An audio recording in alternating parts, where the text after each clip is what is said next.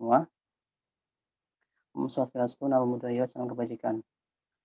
Baik, alhamdulillah, pada kesempatan hari ini, kita bisa diperkenankan untuk berkumpul pada, suatu webinar kali ini ya, alhamdulillah. Jadi, di sini kita kurang lebih nanti akan membahas mengenai penulisan artikel di jurnal. Oke, sebelum itu saya ucapkan terima kasih kepada Miss Sari yang sudah, memberikan kesempatan kepada saya untuk memberikan ini ya, sebuah sharing gitulah. Jadi terima kasih banyak walaupun saya ini belum terlalu banyak pengalamannya. Ya nanti kita bisa sharing-sharing bersama kalau misalkan ada teman-teman yang di sini yang sudah join, bisa saling sharing nanti. Suara saya bisa didengar dengan jelas enggak?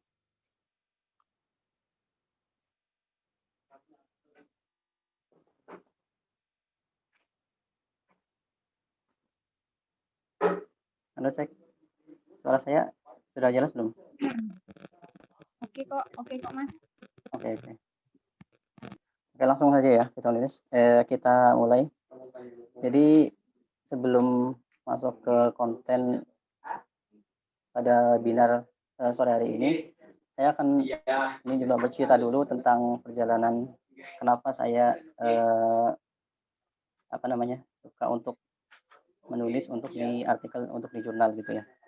Jadi pas waktu semester 1, pas tahun-tahun pertama ya 1, 2 itu pas waktu masuk kuliah itu dosen kan banyak memberikan tugas kepada mahasiswanya. Jadi disitulah mulai muncul rasa ketertarikan dalam kepenulisan.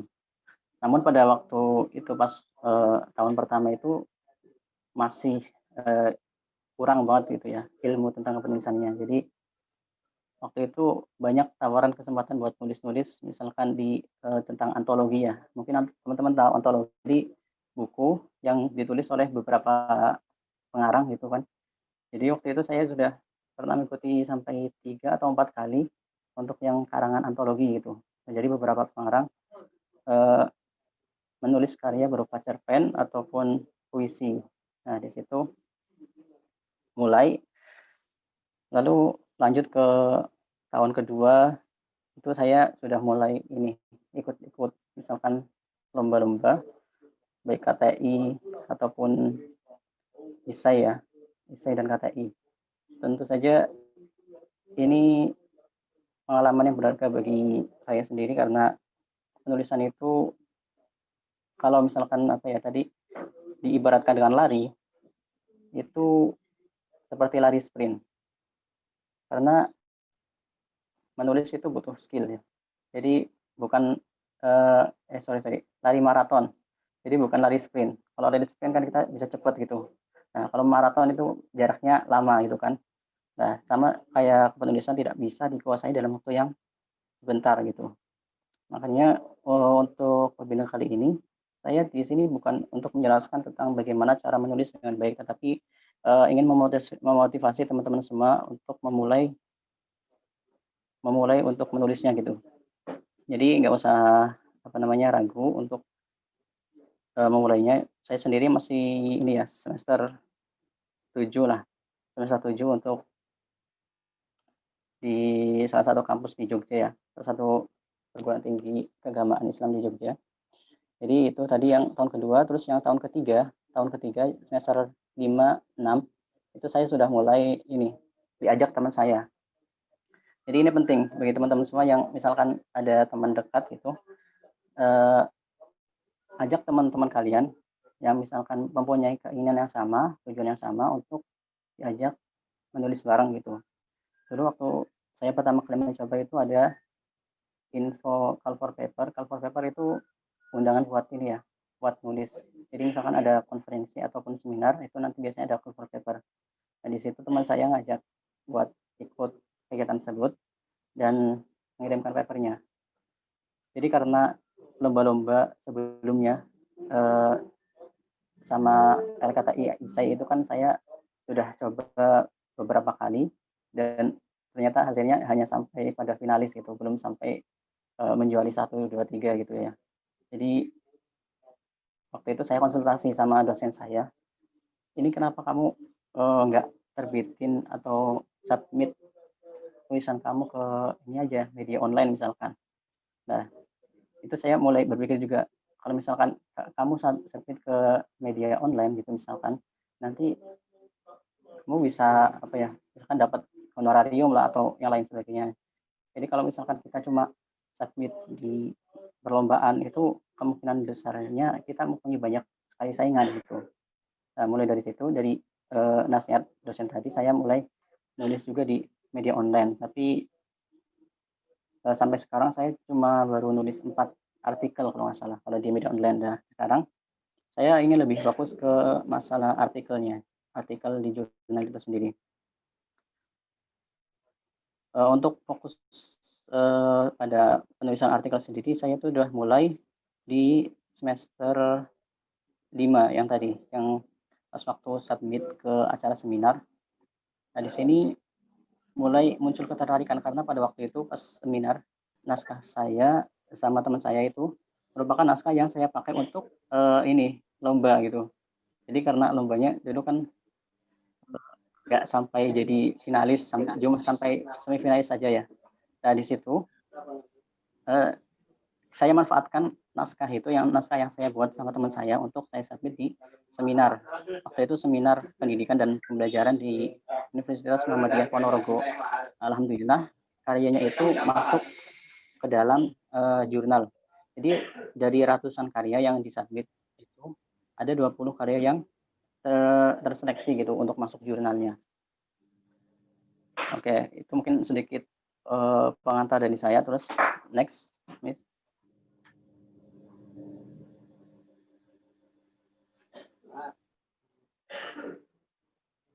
Nah, jadi untuk selanjutnya kita akan membahas mengenai beberapa hal di sini ya. Jadi ada data publikasi ilmiah di Indonesia, terus juga nanti akan dibahas manfaat kenapa sih kita harus nulis artikel di jurnal gitu.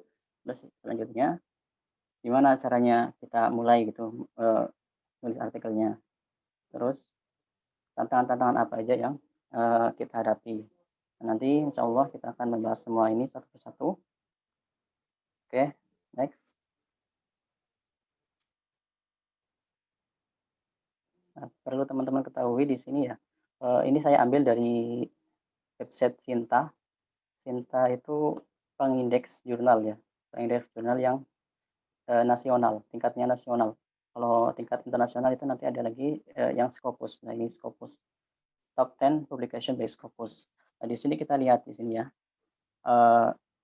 Indonesia, universitas-universitas yang 10 besar, 10 top rank gitu ya, dalam publikasi yang terindeks Scopus. Di sini ada, kita tahu sendiri lah, universitas-universitas ini, salah satunya ini ada lembaga ilmu pengetahuan apa namanya, LIPI ya. LIPI juga masuk ke dalam 10 besar ini. Nah, di sini kita lihat di tahun 2020 dalam rentang 2.000 sampai 4.000 publikasi. Nah, di sini kita lihat bahwa publikasi yang paling tinggi ada UI ya. Nah, UI ini sendiri menempati peringkat pertama. Oke, next, Miss. Nah, ini kalau misalkan kita bandingkan Indonesia, kedudukan Indonesia dengan ASEAN ya. ASEAN sebagai tolak ukur. Di sini kita melihat bahwa ada peningkatan gitu dalam beberapa tahun ini, beberapa tahun terakhir. Di sini waktu itu Indonesia pada tahun 2017 itu masih masuk pada posisi kedua di ASEAN. Nah, terus naik lagi itu cukup signifikan ya pada tahun 2017, 19. Ini 2020 ini masih belum selesai. Maksudnya masih ada kemungkinan untuk banyak publikasi gitu ya. Nah, jadi di peningkatan ini membuat kita bangga gitu. Tapi ada hal-hal yang perlu kita garisbawahi di sini karena publikasi yang terindeks oleh Scopus ini tidak jumlah citasinya itu masih tidak terlalu banyak dibanding publikasi yang dilakukan oleh negara-negara tetangga seperti Singapura dan Malaysia. Oke, next, Miss.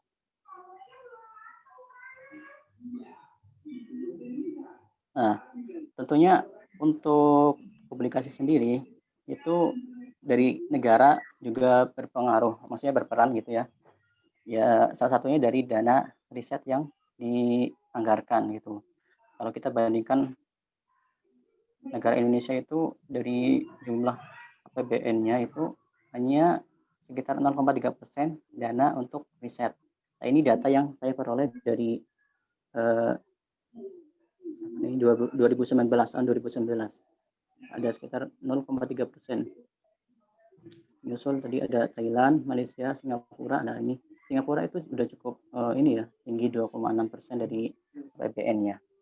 Nah, Indonesia sendiri masih sekitar 0,3%. Kita tahu sendiri bahwa publikasi ini sendiri kan merupakan inovasi ya, inovasi bagi perkembangan pengetahuan gitu, perkembangan pengetahuan. Jadi semakin maju suatu negara itu akan semakin tinggi inovasinya, semakin banyak inovasi, semakin banyak publikasi. Kalau kita bandingkan, kalau kita lihat di tingkat internasional, itu negara yang paling tinggi itu ada menempati ada seperti China, Amerika Serikat, gitu. Itu negara-negara yang sudah maju, tentunya saja banyak publikasinya gitu, inovasi-inovasi yang dimunculkan. Oke, next. Nah, ini dari beberapa ini ya, berita di media. Jadi kami itu ada jumlah publikasi Indonesia di jurnal internasional itu naik 400%. Nah, tentunya ini suatu prestasi ya bagi kita bahwa jumlah publikasi ini itu udah naik sekitar 4 kali lipatnya gitu. Nah, di sini kita perlu garis bawahi, tapi dalam naskah ini setelah saya baca dalam beritanya, Indonesia memang banyak mempublikasikan jurnalnya, bahkan naik sampai 400% di jurnal internasional, tapi dari jumlah jurnal tersebut itu masih banyak yang belum terindeks oleh Scopus gitu loh. Jadi masih sekadar jurnal internasional. Karena untuk jurnal internasional sendiri itu tidak, masih beberapa apa ya namanya, masih belum semuanya terindeks oleh Scopus. Nah, Scopus itu sendiri salah satu pengindeks jurnal internasional. Indeksnya itu nanti ada Q1 sampai Q4 atau kuartil. Q itu kuartilnya ya. Jadi terus di sini ada berita lain, Indonesia nomor 1 untuk publikasi jurnal akses terbuka di dunia. Nah, ini perlu teman-teman ketahui bahwa ketika mungkin teman-teman pernah mengakses jurnal internasional ya, misalkan dari JSTOR atau Britannica atau apa ya, Cambridge Press dan lain sebagainya. Nah, di situ mungkin ada beberapa artikel yang ketika kita download itu kita harus bayar. Itu closed access, tidak bisa diakses secara terbuka. Nah, itu perlu kita berlangganan atau misalkan kita berafiliasi dengan kampus kita gitu. Biasanya kampus-kampus di Indonesia udah berlangganan untuk jurnal-jurnal internasional. Nah, tapi kalau kita lihat di Indonesia itu kalau kita lihat banyak sekali jurnal yang aksesnya terbuka. Jadi kita tidak perlu membayar untuk mendownload artikel tersebut gitu ya. Jadi ini merupakan suatu keuntungan bagi Indonesia karena semakin banyak jurnal yang terbuka aksesnya, maka semakin banyak kemungkinan artikel itu disitasi atau dikutip gitu.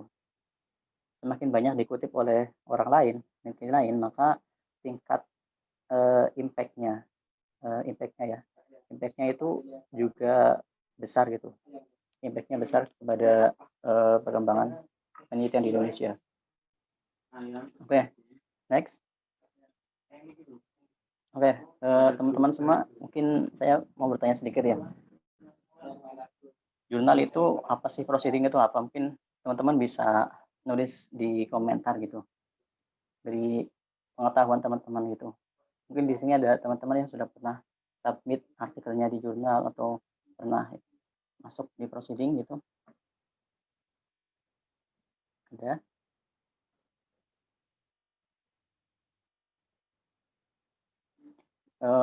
Kalau pengalaman saya di ini ya kampus itu masih banyak yang masalah mengenai jurnal dan artikel gitu. Kadang ada teman-teman yang tanya, Pak dosen itu ngasih tugas buat review jurnal gitu. Padahal ini anggapan yang pernyataan yang salah ya. Karena jurnal dan artikel itu sendiri beda. Jurnal itu nah, ya, Muhammad Rian, terima kasih. Nah, di sini gabungan beberapa artikel ilmiah didapat bisa dari hasil penelitian atau pemikiran. Nah, benar sekali. Nah, jurnal itu merupakan gabungannya ya. Jadi dalam jurnal itu ada beberapa artikel. Jadi jurnal itu merupakan kumpulan dari artikel tersebut, artikel yang di submit gitu, submit. Lalu ada lagi proceeding. Proceeding ini merupakan kumpulan artikel ilmiah juga, tapi ini proceeding lebih ke konferensi ilmiah dari para presenter. Benar sekali tadi dari Kak Lulu ya. Nah, jadi misalkan dari kampus kalian ataupun dari kampus lain itu biasanya mengadakan konferensi nasional ataupun konferensi internasional. Di situ ada call for paper biasanya ya, call for paper. Jadi meminta untuk kepada sivitas akademika untuk mengirimkan paper mereka ke konferensi tersebut. Nah, dari hasil konferensi tersebut tentunya kan banyak yang ngirim paper-paper ya. Nah, paper-paper ini itu nanti dikumpulkan, dijadikan jadi satu gitu, dalam satu bentuk kayak buku, tapi itu isinya kumpulan-kumpulan artikel yang diseminarkan atau dimasukkan ke dalam konferensi. Nah, biasanya dari konferensi ini itu ada beberapa karya yang dipilih untuk dimasukkan ke jurnal gitu. Misalkan dari 100 karya yang terkirim di konferensi tersebut, 20-nya itu dipilih untuk dimasukkan ke jurnal. Tentunya ini nanti kewenangan dari pihak reviewer jurnal itu sendiri. Oke, next. Nah, di sini manfaat dari menulis di jurnal ya, menulis di jurnal, bukan menulis jurnal, sorry. Nah, pertama itu bisa menambah pemahaman terhadap materi perkuliahan. Jadi di sini mungkin teman-teman pernah dikasih tugas buat makalah gitu kan. Nah, tentunya itu ada kesempatan buat teman-teman semua untuk dikembangkan lagi gitu tentang bidang teman-teman itu sendiri. Misalkan ada yang pendidikan sastra Inggris gitu kan. Nah, di situ dikasih tugas buat misalkan apa namanya? Dari untuk membuat makalah tentang sebuah karya sastra, lalu diteliti, dianalisis gitu. Nah, mungkin dari situ teman-teman bisa kembangkan lagi. Kalau misalkan mungkin ada naskah-naskah dari teman-teman yang sudah ada di laptop itu kan, tidak digunakan dan sebagainya, tidak digunakan. Nah, itu nanti bisa teman-teman buka, terus coba dianalisis, dan nanti bisa disusun lagi disesuaikan dengan metodenya, terus juga sesuai dengan susunan artikelnya. Nah, terus ada juga latihan persiapan untuk tugas akhir. Nah, di sini juga mungkin ada teman-teman yang masih semester 5, 6, nah, bentar lagi kan mau untuk tugas akhir. Tentunya untuk teman-teman yang sudah terbiasa untuk menulis di jurnal, tentunya akan terbiasa juga nanti akan mudah dalam penulisan tugas akhirnya. Maksud mudah di sini maksudnya adalah ketika penulisannya itu sesuai dengan kaidah-kaidah yang ilmiah gitu kan. Karena dalam penulisannya itu sendiri kita harus sesuai dengan bahasa-bahasa yang akademik gitu. Apalagi untuk menulisnya kita butuh skill dalam menyambungkan antara satu kalimat dengan kalimat yang lain gitu kan. Koherensi dan kohesi gitu kan. Jadi setiap kalimat itu ada ide pokoknya, terus juga nyambung satu sama lain. Nah, terus yang ketiga itu membangun portofolio, branding kita sendiri gitu kan. kalau misalkan kita sebagai mahasiswa misalkan sudah mempunyai beberapa publikasi di jurnal, baik nasional ataupun mungkin luar biasa ya kalau misalkan sudah sampai tahap jurnal internasional. Nah ini nanti bisa kita masukkan ke dalam CV misalkan gitu ya. Bahkan ini bisa bermanfaat kepada kita nanti kalau misalkan teman-teman di sini ada yang mau daftar beasiswa untuk S2-nya. Karena di S2 itu sendiri kan nanti kemampuan dalam kepenulisan itu sangat diperlukan gitu kan. Nah ini tentunya ketika tim dari penyeleksi beasiswa melihat teman-teman sudah punya beberapa karya ilmiah ini, tentunya bisa menambah ini lagi ya, menambah brand kita gitu. Maksudnya bisa lebih dari orang lain gitu. Nah, terus ini kalau misalkan untuk dosen ya, syarat wajib dari akademisi. Kalau teman-teman sendiri punya cita-cita gitu kan menjadi dosen, tentunya mungkin ada beberapa kampus yang mensyaratkan minimal gitu ya, minimal satu sudah pernah menerbitkan satu artikel yang terindeks oleh jurnal nasional gitu. Kalau tadi saya ikut ini ya webinar juga dari LPDB UI itu mengatakan bahwa di UI sendiri itu kalau misalkan syarat jadi dosen itu sudah pernah mempublikasikan artikelnya yang masuk ke diindeks oleh Sinta. Sinta yang sendiri itu nanti tingkat Sinta 3 itu. Oh iya, Sinta sendiri itu ada tingkatan-tingkatannya ya, dari 1 sampai 6. Nah, itu tentunya tingkatan ini untuk membedakan artikel atau jurnal yang memiliki kapasitas ataupun kualitas yang baik gitu. Semakin tinggi jurnal, maka semakin bagus citasinya gitu. Maksudnya semakin bagus di indeks oleh Sintanya. Misalkan kalau jurnal-jurnal internasional itu bisa masuk di Sinta 1 gitu. Nah, terus ada juga jalan untuk menjadi profesor. Nah, ini nanti kalau misalkan teman-teman udah jadi dosen, nah di kalangan akademik itu ada tingkatan-tingkatannya itu. Ada lektor, lektor kepala, terus lektor jadi guru besar gitu kan. Nah, associate professor sebelumnya, lalu jadi guru besar. Nah, di sini untuk mencapai semua itu perlu publikasi-publikasi yang cukup banyak ya. Kalau misalkan untuk publikasi sendiri, saya pernah ini juga dengar dari dosen bahwa untuk mencapai profesor itu, gelar profesor atau guru besar itu sekitar 1000-an poin gitu, 1000 poin lebih untuk didapatkan. Sedangkan kalau misalkan dosen itu ngajar di kelas itu poinnya itu 1 SKS dikasih 1. Mungkin ini tergantung dari kebijakan masing-masing kampus ya, tapi itu kalau saya dengar dari dosen yang saya ini waktu itu ada dosen yang sharing tentang publikasi juga seperti itu. Lalu next. Nah, di sini ada tahapan penulisan artikel. Saya membaginya menjadi 3 sih sebenarnya, nggak terlalu panjang ya. Tapi dari ketiga ini, itu nanti banyak cabangnya gitu. Misalkan yang pertama itu kalau misalnya kita mau dalam tahapan penulisan artikel, nanti tentunya ada persiapan penulisannya. Jadi sebelum menulis ada persiapannya. Itu misalkan mencari permasalahan, terus juga melakukan studi pustaka. Misalkan kalau misal teman-teman mau nulis sesuatu di salah satu mau submit ke salah satu jurnal gitu, syarat utama adalah menemukan adanya masalah gitu dalam problem akademik. Problem akademiknya ini nanti yang menuntut kita untuk memulai penulisannya gitu.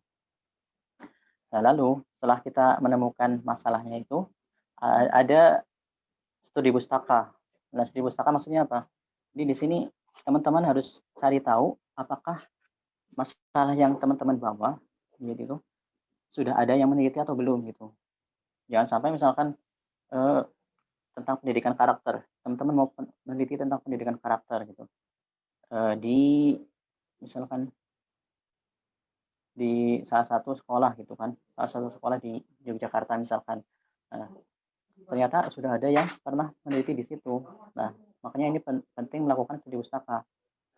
Penting karena ini akan menunjukkan, memperlihatkan kepada kita siapa saja yang pernah meneliti hal yang sama dalam bidang itu, gitu. Nah, terus kalau misalkan sudah untuk persiapan naskahnya, selain itu kita juga perlu mencari tahu sumber-sumber pustakanya. Kalau misalkan teman-teman meneliti sesuatu, terus juga sudah mencari sumber pustakanya dan banyak, sumber yang bisa kita ambil, tentunya itu akan mudah untuk ke depannya. Tapi kalau misalkan teman-teman menemukan permasalahan yang belum pernah ada di Indonesia, terus kalian mau, teman-teman mau ngutip nih, mau mau menulisnya, tentunya akan mengalami kesulitan nanti di tengah, penulisannya, karena sumber-sumber yang ada masih belum banyak gitu, masih kurang, gitu kan. Nah, itu perlu perhatian lagi. Terus yang selanjutnya, ada tahap penulisan naskah. Nah, setelah semuanya siap, sudah melakukan, menemukan masalahnya sudah, terus studi pustaka sudah, terus mencari literaturnya sudah, ada penulisan naskahnya.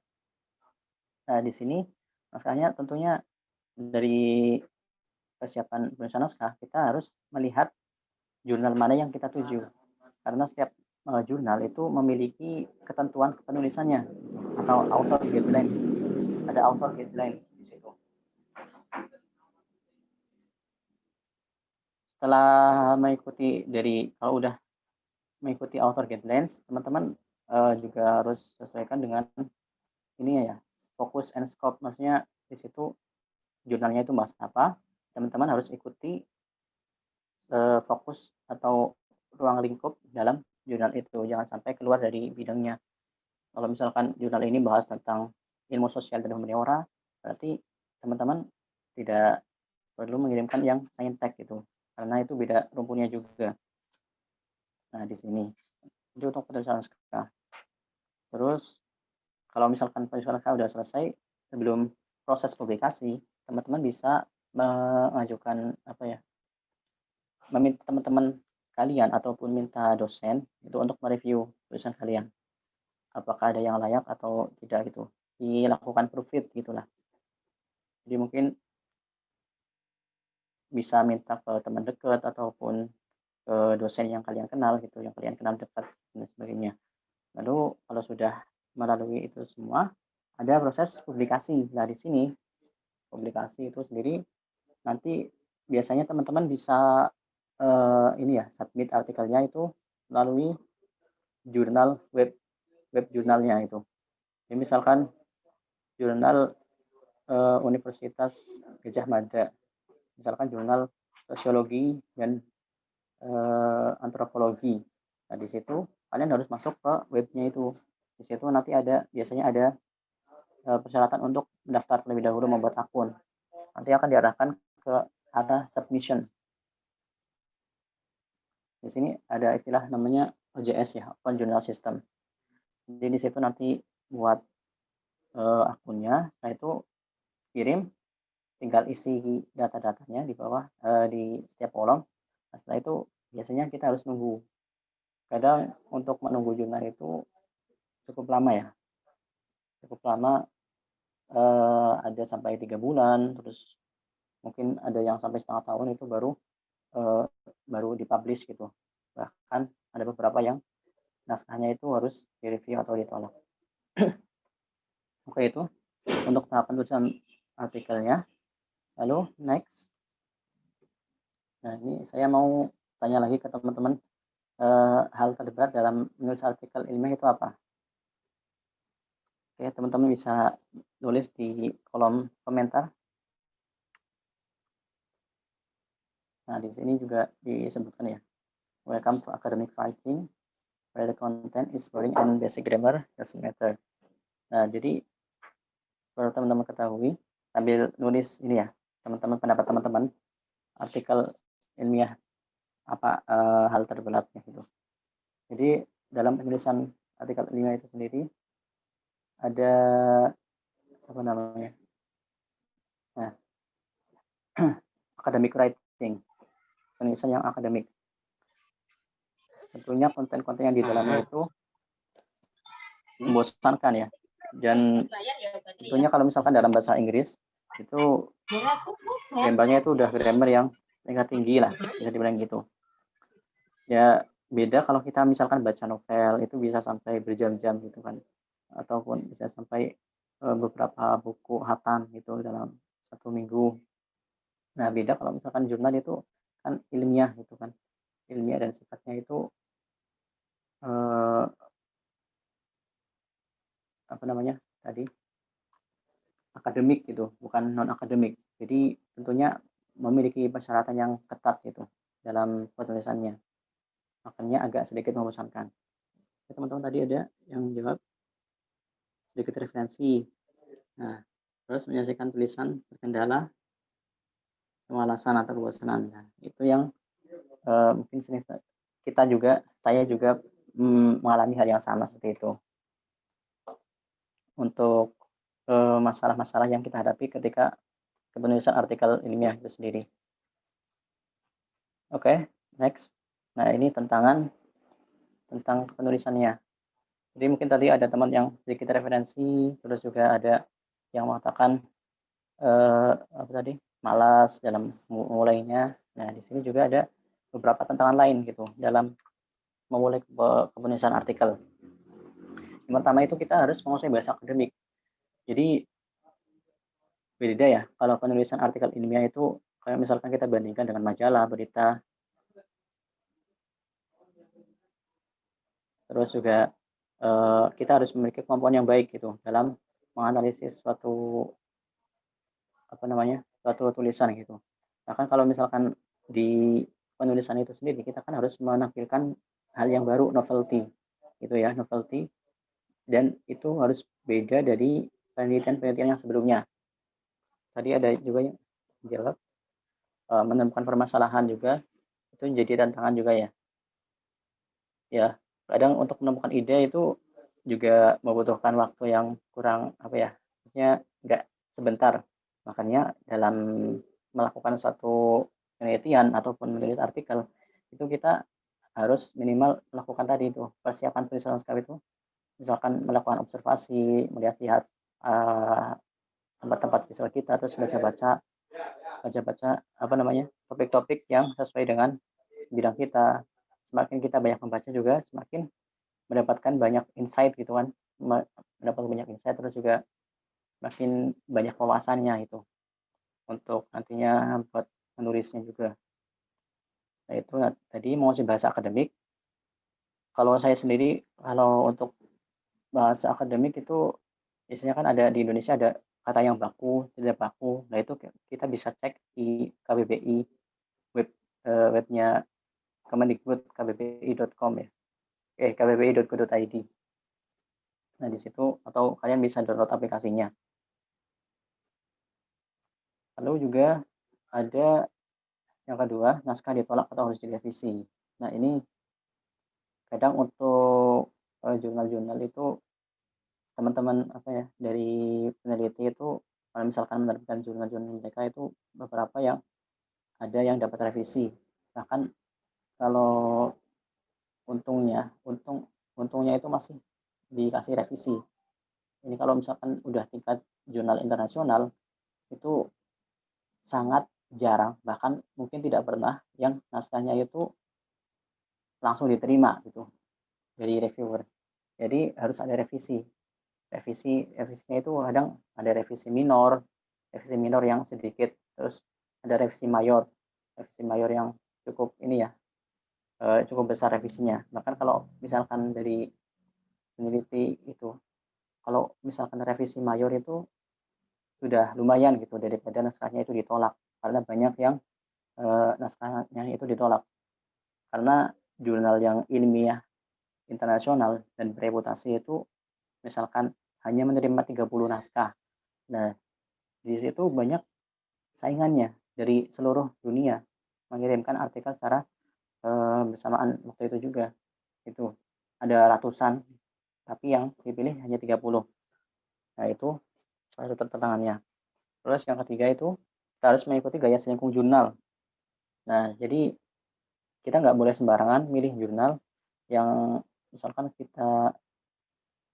bidang kita misalkan di keagamaan, kita mau ambil di bagian apa namanya, sastra atau pendidikan, nggak apa-apa. Yang penting asal sesuai dengan skop dalam jurnal itu sendiri. Misalkan kita kaitkan pendidikan dengan keagamaan, pendidikan keagamaan di Indonesia gimana. Nah, itu yang penting. Terus juga nanti kalau misalkan di jurnal, setiap web jurnal itu ada author guideline tadi ya, ada panduan kepenulisan bagi penulis.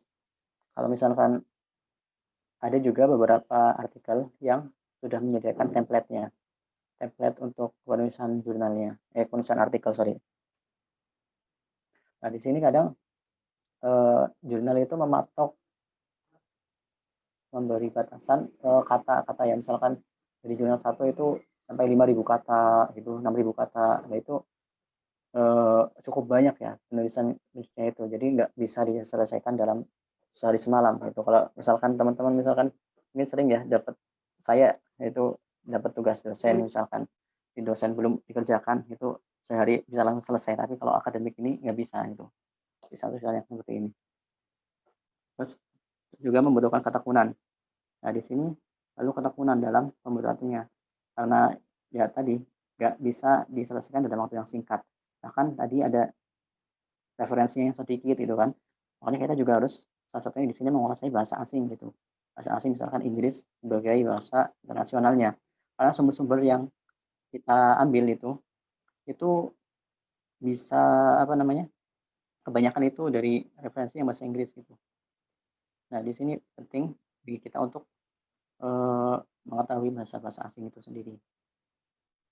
Ketekunan juga biasanya itu jurnal itu mematok deadline ya, deadline juga, ada deadline-nya juga. Dari situ kita juga harus berpacu dengan tugas kuliah. Kadang ya kalau misalkan teman-teman ada yang masih mahasiswa, ada tugas kuliah, ada jurnal, lah itu kita harus membagi waktu dengan baik. Oke, terakhir, istilah terakhir ya. Nah, jadi teman-teman yang misalkan mau nulis, mungkin di sini ada teman-teman yang sudah tahu ya aplikasi ini ID Menulis. Jadi ini program yang diselenggarakan oleh Kementerian Ristek Dikti ya, Ristek Dikti. Jadi bekerja sama Ruang Kerja. Nanti teman-teman bisa download Ruang Kerja, di situ nanti ada konten kelas menulis. Nah, di situ nanti juga disediakan tentang proses penulisan di artikel di jurnal ya. Tentunya banyak video-videonya dan latihan-latihannya juga. Nanti setelah akhir sesi kepenulisan, setelah selesai semua materi, teman-teman bisa mendapatkan sertifikat juga di sini. Nah, ini ada tadi yang saya jelaskan, ada persiapan penulisan naskahnya, prosesnya gimana, terus proses publikasinya juga gitu. Ya, mungkin itu dari saya yang bisa saya sampaikan pada pertama kali ini. Terima kasih kepada teman-teman semua. Mungkin saya kembalikan ke moderator. Silakan Kak Trani. Ya, baik, terima kasih Mas Ihsan. Dari paparan materinya, mungkin teman-teman ada yang mau ditanyakan. Kita buka sesi pertanyaan, silahkan jika ada yang ingin mau bertanya di room chat. Nanti kita bacakan atau juga langsung.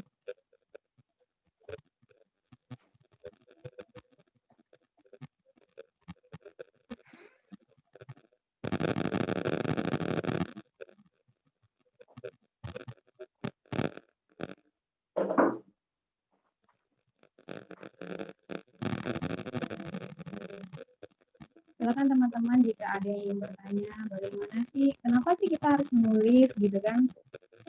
Apa sih manfaatnya menulis? Silakan ditanyakan.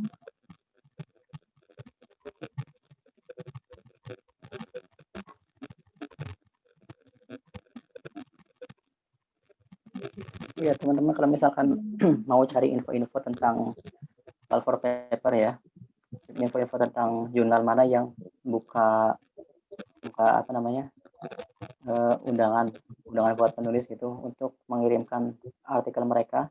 Kalian bisa cek di IG ini, cover paper atau publikasi ilmiah. Di situ ada ininya, ada info-info yang diupdate setiap harinya gitu. Saya juga sering akses di situ juga. Jadi dari info-info seminar, terus juga ada konferensi internasional itu, sama cover paper buat jurnal juga ada di situ. Mungkin nanti saya ini ya kirimkan untuk apa namanya, untuk ininya Instagramnya di grup. Iya. Ini lebih baik gitu ya Mas ya, biar peserta lebih terbuka gitu. Ini udah ada beberapa pertanyaan dari teman-teman. Yang pertama dari Roysia Fernanda, apakah ada syarat khusus yang harus dipenuhi agar jurnal kita layak untuk diterbitkan? Silakan dijawab dulu Mas yang satu itu. Baik, untuk syarat khusus sebenarnya kalau misalkan kita mau artikel kita yang kita submit itu di-publish, diterbitkan oleh jurnal itu, kita harus sesuaikan dengan naskah kita itu dengan apa namanya, author guideline-nya, panduan penulisannya. Jadi ada teman yang minta saya buat review artikelnya. Dia nge-review mengirimkan karyanya ke saya, terus saya cek karyanya, ya menurut saya udah pas, terus saya tanya, "Ini mau dikirim kemana Mbak?" Gitu. "Mau dikirim kemana?" "Mau kirim ke jurnal ini Mas," gitu. Terus saya cek jurnalnya, saya cek ternyata di situ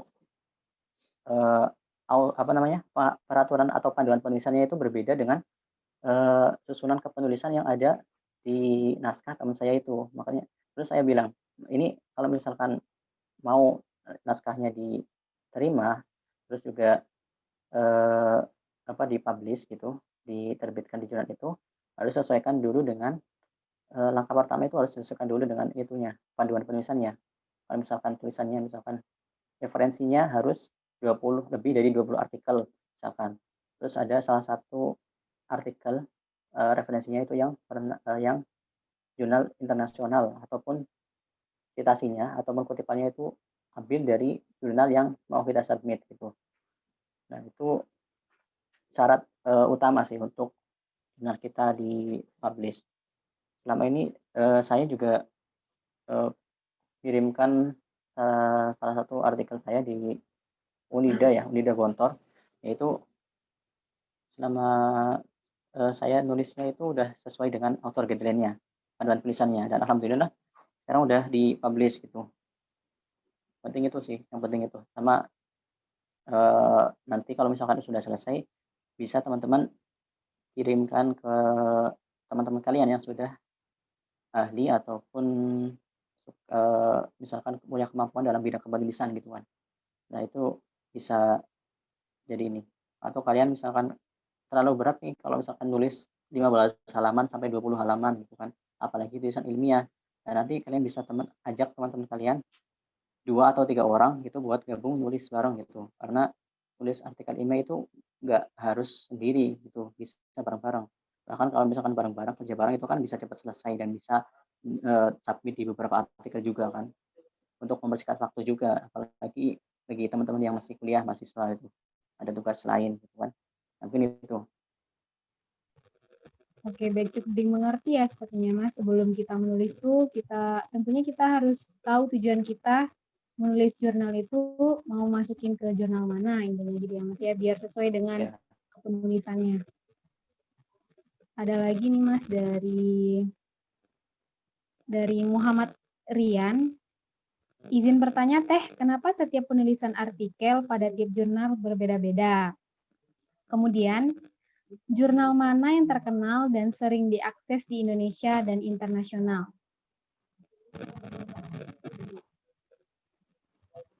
Oke. Kenapa berbeda-beda? Karena masing-masing jurnal itu harus memiliki ciri khas gitu. Jadi tidak semua jurnal itu sama gitu. Misalkan dari jurnal sosial dan humaniora itu ciri-ciri bisa dikenali di cirinya, misalkan eee, basic datanya apa namanya, pakai kualitatif gitu kan. Nah itu tentunya gunanya ini adalah untuk mengetahui karakteristik dari setiap jurnal gitu. Kalau misalkan kita bandingkan antara jurnal internasional dan jurnal nasional tentunya punya karakteristik yang berbeda. Kita bandingkan misalkan jurnal internasional itu hanya memberikan kita misalkan boleh mengirimkan tulisan dalam bahasa asing, itu bahasa Inggris atau bahasa Indonesia. Tapi kalau misalkan sudah jurnal internasional itu kita harus submit artikel kita itu dalam bahasa Inggris gitu misalkan. Nah, terus jumlah kata yang ditulis itu harus lebih banyak misalkan yang di jurnal internasional. Lalu juga pengutipannya misalkan ada yang pakai body note, ada yang pakai footnote, nah itu. Terus juga dari segi daftar pustakanya itu ada yang apa namanya, berbeda-beda, ada yang modelnya Chicago, terus American Style, dan lain sebagainya. Itu disesuaikan dengan masing-masing jurnal gitu.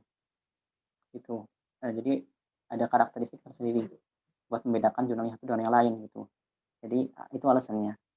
Terus yang kedua yang jurnal yang jadi apa, yang terkenal dan sering diakses di Indonesia dan internasional. Kalau jurnal yang sering diakses itu tergantung ini ya, rukunnya masing-masing. Misalkan di Soshum, apa Iya, di Saintek, apa kalau di Soshum coba sendiri untuk kalau yang ayahku. saya tahu itu Enggak usah. jurnal-jurnal yang terkumpul dalam misalkan JSTOR gitu, jurnal-jurnalnya Elsevier, Taylor and Swift itu menjadi rujukan utama gitu kadang untuk penulisan yang internasional karena mereka itu udah tingkatnya apa namanya, masuk ke tingkatan internasional yang bereputasi tinggi. Kalau di Indonesia sendiri teman-teman bisa lihat tingkatan 10 jurnal tertinggi gitu. 10 jurnal tertinggi yang memiliki nilai indeks atau nilai impact. Impact di sini adalah pengaruh ataupun apa ya, semacam dampaknya gitu, dampaknya bagi kehidupan, dampaknya bagi inovasi-inovasi selanjutnya. Itu ada yang ada 10 daftar jurnal di Sinta, laman Sinta, sinta.ristektin.go.id di situ ada.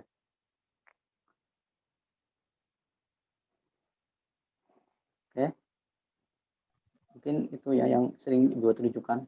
Jadi tergantung teman-teman, misalkan yang saintek bisa juga ambil di yang apa namanya, Elsevier juga mungkin ada tuh. Ini ada pertanyaan unik dan sering terjadi nih di kalangan mahasiswa atau orang yang ingin menulis, Mas. Dari A_Anggi, izin bertanya bagaimana cara untuk memunculkan ide judul atau tema yang akan ditulis, terutama untuk pemula seperti saya. Terima kasih. Bagaimana sih cara memunculkan ide, tema atau judul gitu? Nah ini lumayan ini ya, apa namanya, sering ditanyakan juga. Saya sendiri juga kadang mengalami kesulitan penentuan judul ataupun menemukan ide dalam menulisnya. Nah jadi misalkan teman-teman masih bingung nih mau nulis judul apa. Kita sudah tahu bahwa call for paper dari jurnal, misalkan jurnal pendidikan keindonesiaan, jurnal pendidikan keindonesiaan. Di situ fokusnya ke dalam pendidikan yang misalkan pendidikan yang masuk ke teknologi 4.0. Nah, di situ teman-teman belum punya ide mau nulis apa. Nah, tentu di sini berkaitan juga dengan permasalahannya ya. Kalau misalkan kita sudah menemukan masalah, kita juga akan menemukan ide yang kita ambil dari situ. Nah, kalau misalkan belum tahu ide yang mau kalian tulis, mau teman-teman tulis, itu teman-teman bisa melihat penelitian-penelitian sebelumnya. Misalkan di jurnal itu kan ada ini ya, arsip. Arsip itu penelitian-penelitian sebelumnya, artikel-artikel sebelumnya yang dipublish di jurnal itu di tahun yang sebelumnya atau di beberapa bulan sebelumnya, karena dalam 1 tahun biasanya jurnal itu men-submit, mem-publish artikel itu 2 kali gitu, volume 1 sama volume 2 gitu. Sorry, nomor 1 dan nomor 2, ada sampai beberapa volume gitu kan. Nah itu kalian coba baca dari jurnal itu, baca kira-kira ada ini nggak sih, gap gitu, gap-nya itu misalkan, jurnal ini, di salah satu artikel yang ditulis oleh, peneliti ini ternyata masih kurang, eee, menunjukkan ininya gitu, misalkan kalian, ini kok nggak sesuai dengan yang ada di lapangan ya, kok penelitian ini kok beda, atau misalkan kalian mau mengkritisi tulisan yang sebelumnya gitu. Nah di sini bisa teman-teman gitu, mencoba untuk itu, kalau misalkan belum ada ide kan, dari situ. Atau kalian teman-teman bisa mencoba baca-baca berita-berita yang, atau jurnal-jurnal internasional. Karena tentunya tingkat internasional itu sendiri lebih ini ya, apa namanya, perkembangan pengetahuan lebih, luas gitu kan, karena semua, eee, keilmuan kadang itu lebih banyak ditulis dalam bahasa Inggrisnya itu sendiri, gitu. Itu sih kalau misalkan saran dari saya kalau misalkan belum ada ide, ya baca-baca dulu gitu, baca penelitian sebelumnya, kok ada yang kurang atau tidak dari penelitian sebelumnya, ya kita tambahin kekurangan di situ gitu, kita masuk ke dalam di situ. Misalkan, saya beri contoh misalkan pendidikan di Indonesia ditelaah dari, sisi apa namanya, keagamaan ya, pendidikan di Indonesia dari sisi keagamaan sudah ada yang meneliti. Nah, ternyata masih ada satu sisi lagi, pendidikan di Indonesia dari sisi teknologi, ternyata belum diteliti. Nah, kita masuk dalam sisi itu, gitu Kak. Mungkin itu. Oke, ini ada pertanyaan unik nih ya, Mas. Pertanyaan terakhir. Eh, dari Lulu. Katanya, dilihat dari grafik, Indonesia itu lebih banyak mempublikasi jurnal. Namun di Dana mereka lebih sedikit mengeluarkan. Pertanyaannya, eh, tetapi mengapa negara yang sedikit mempublikasi jurnal itu lebih maju daripada Indonesia yang lebih banyak mempublikasikan jurnal gitu? Ini unik sih. Oke. Jadi tadi kalau dari data tadi ya, ada Singapura perbandingannya sama Indonesia. Singapura itu kita lihat ya bisa kita anggap sebagai negara maju lah gitu kan. Dana penelitiannya itu sudah sampai 2, berapa persen gitu ya dari total APBN. Sedangkan Indonesia masih 0,3%. Nah, kenapa kalau Indonesia kok lebih banyak, publish jurnal internasional? Karena kita tahu sendiri bahwa seperti tadi ya beritanya, bahwa Indonesia naik itu naik jurnal yang publikasi internasional, tapi di sini ada tapinya karena jurnal internasionalnya itu bukan jurnal internasional yang bereputasi gitu. Maksudnya nggak terlalu tinggi gitu reputasinya. Kalau misalkan kita lihat Singapura, itu masih tinggi Singapura kalau misalkan dalam publikasi yang jurnal yang apa namanya, bereputasi tinggi, kayak misalkan udah terindeks Scopus dan sebagainya. Kalau Indonesia, kan kita punya juga kan jurnal-jurnal internasional, misalkan di kampus saya, di UN Jogja, itu ada beberapa jurnal yang internasional, International Journal of Culture gitu, tapi itu belum masuk ke tingkat, publikasi yang apa namanya, yang bereputasi gitu. Nah jadi min-nya itu di situ ini, min-nya di situ. Kan kalau misalkan kita mau submit artikel ke jurnal yang apa namanya, internasional yang udah terindeks Scopus itu tantangannya juga susah kan. Nah susah di situ. Makanya selain itu di Indonesia sendiri itu banyak jurnal yang, internasional yang masih belum terindeks Scopus. Kalau misalkan dari, data ini ya Kementerian Keagamaan, saya tahunya dari bidang keagamaan soalnya. Itu ada 5 jurnal yang sudah terindeks Scopus yang, PTKI, Perguruan Tinggi Keagamaan Islam. Nah, kalau sisanya, kalau di perguruan tinggi negeri saya kurang tahu. Nah, sisanya itu masih belum masuk Scopus gitu yang PTKI yang lain gitu. Baru 5 jurnal itu sendiri. Nah, tentunya minnya kan di situ. Walaupun Indonesia banyak submit jurnal di internasional, tapi tadi kurang bereputasi gitu jurnalnya.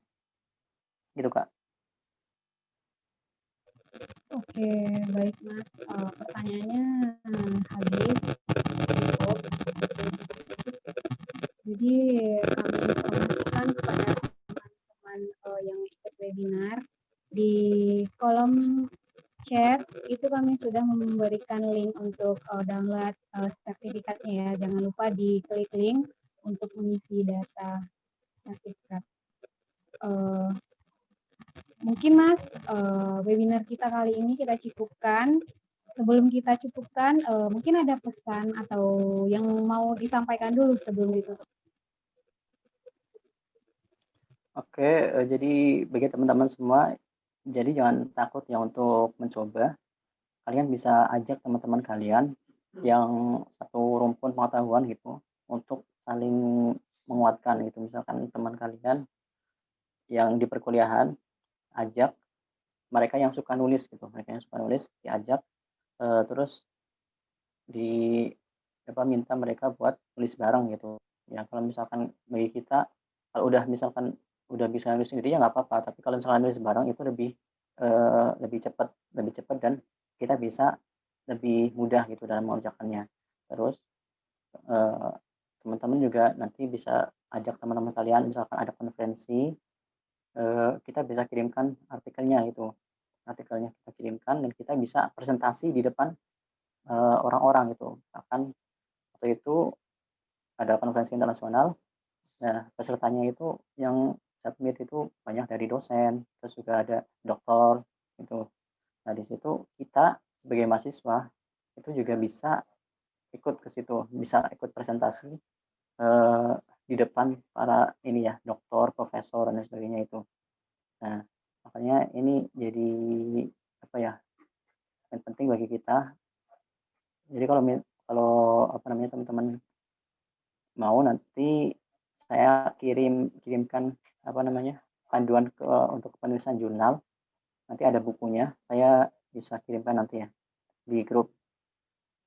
Jadi semuanya itu harus dicoba memang, dan kepanisan itu seperti yang saya bilang tadi, bukan kalau diibaratkan dengan lari ya, itu bukan lari sprint tapi lari maraton, sampai berbulan-bulan, bahkan sampai, perlu waktu lebih dari 1 tahun untuk menguasai skill tersebut gitu kan.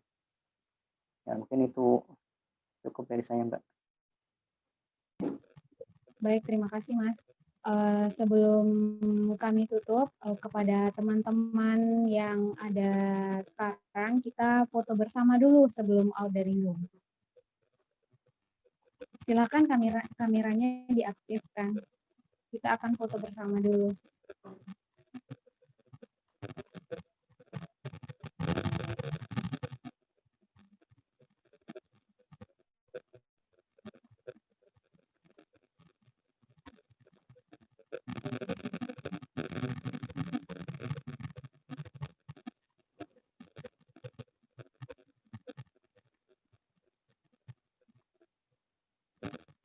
Halo Mbak Sari, bisa kasih kode Mbak? Ya.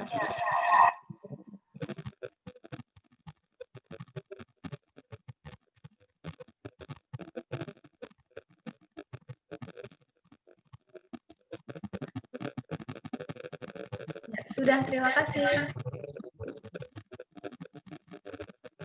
Sudah ya Mbak?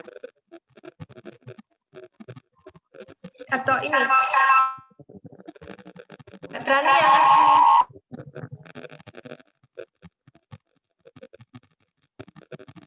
1, 2, 3. Udah Mbak?